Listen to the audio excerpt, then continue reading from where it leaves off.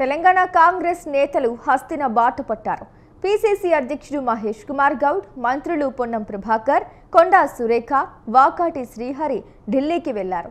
బీసీలకు local body ఎన్నికల్లో 42% రిజర్వేషన్లు కల్పిస్తూ కాంగ్రెస్ సర్కార్ తీసుకొచ్చిన ఆర్డినెన్స్ గురించి కాంగ్రెస్ అగ్రనేతలకు వివరించనున్నారు.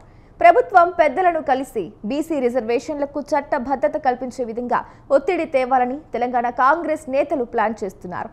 ఇక దీనిపై పూర్తి సమాచారాన్ని మా ప్రతినిధి ఉషా అందిస్తారు.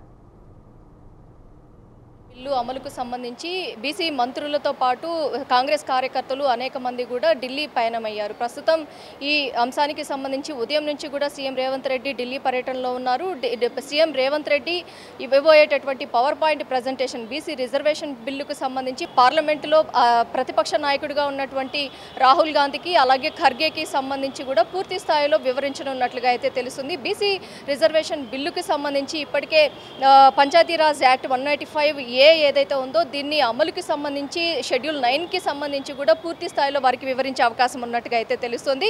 మొత్తం మీద తెలంగాణ రాష్ట్ర వ్యాప్తంగా ఉన్నటువంటి బీసీ రిజర్వేషన్ అమలు జరిపిన వెంటనే కూడా చాలా మంది కూడా హర్షం వ్యక్తం చేశారు. ఇందులో భాగంగా బీఆర్ఎస్ జాగృతి అధ్యక్షురాలైనటువంటి కల్వకుంట్ల కవిత కూడా హర్షం వ్యక్తం చేసి సంబరాలు కూడా జరుపుకున్నారు. ప్రస్తుతం ఈ అంశానికి సంబంధించి జాతీయ స్థాయిలో బీసీ రిజర్వేషన్ బిల్లుకి సంబంధించి అలాగే దీన్ని ఎలా పార్లమెంటు సమావేశాల్లో ముందుకు తీసుకెళ్లాలి, ఈ బిల్లు అమలుకి సంబంధించి ఎలాంటి ప్రణాళిక రూపొందించాలి అన్న కోణంలో ఏదైతే ఎంపీలు ఎవరెవరైతే ఉన్నారో చామల కిరణ్ కుమార్ రెడ్డి కావచ్చు, మల్లు రవి కావచ్చు, ఇతరితర మంత్రులు ఎవరెవరైతే ఉన్నారో మంత్రులందరికీ కూడా పవర్ పాయింట్ ప్రజెంటేషన్ ద్వారా ఈ మొత్తాన్ని కూడా వివరంగా క్లుప్తంగా వివరించే అవకాశం ఉన్నట్లుగా అయితే తెలుస్తుంది. మొత్తం మీద చూసుకున్నట్టయితే బీసీ రిజర్వేషన్ బిల్ అమలు అయిన వెంటనే కూడా స్థానిక సంస్థల ఎన్నికలు అలాగే పంచాయతీరాజ్ ఎన్నికలు, జడ్పీటీసీ, ఎంపీటీసీ ఎన్నికలు అన్నీ కూడా ముందుకు రాబోతున్నాయి. కాబట్టి ఈ అంశం చాలా వరకు కూడా ప్రజల్లో కూడా చాలా ఆశగా ఉన్నారు. కాబట్టి బీసీ రిజర్వేషన్ బిల్ అనేది 42% రిజర్వేషన్ అనేది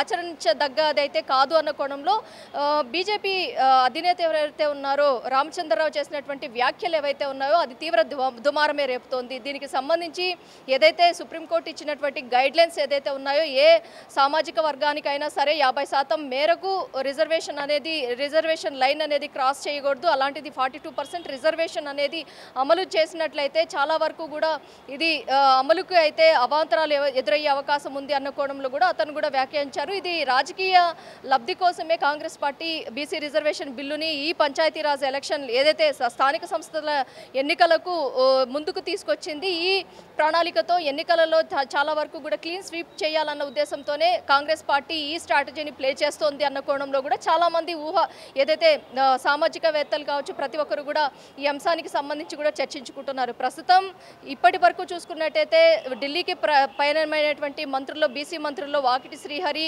కొండా సురేఖతో పాటు పొన్నం ప్రభాకరు అందరూ కూడా కలిసే అవకాశం ఉన్నట్టుగా అయితే తెలుస్తుంది. ఏఐసీసీ అధ్యక్షుడు మల్లికార్జున్ ఖర్గే, ఇటు ప్రతిపక్ష నాయకుడిగా ఉన్నటువంటి రాహుల్ గాంధీ ఇద్దరిని కూడా కలిసి అలాగే మొత్తం కూడా వివరించే అవకాశం ఉన్నట్టుగా అయితే తెలుస్తుంది. మంత్రుల పర్యటన ఏదైతే ఉందో సీఎం పర్యటన తర్వాత మంత్రుల పర్యటన ఏదైతే ఒకే రోజు రెండు కూడా సైమల్టేనియస్గా జరగడంతో ఇటు రాజకీయ నాయకులు ఇటు రాజకీయాల్లో కూడా తెలంగాణ రాజకీయాలు కూడా ఆసక్తికరంగా మారిందనేసి తెలుస్తుంది. Over to studio.